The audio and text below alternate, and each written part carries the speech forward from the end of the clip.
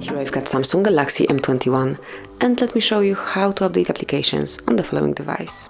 So at first you have to open your Play Store, then go to the More icon, select My Apps and Games, and here you'll find updates. So here you've got all apps that can be updated, and you can either update one particular application, for example Google Chrome Fast and Secure, by tapping on Update right next to the application icon.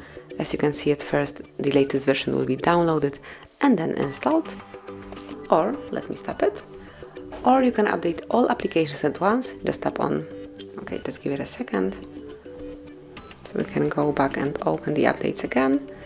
Or you can update all applications by tapping on Update All, and it will be done automatically. Meanwhile, you can use your device in a normal way. You can grab a photo, search the browser, play some game, and then if you open the Play Store again, you will see the progress. So here it is. All apps that will be updated, you will find at the bottom of the list under Recently Updated. So this is it. That would be all. Thank you for watching. Please subscribe our channel and leave the thumbs up.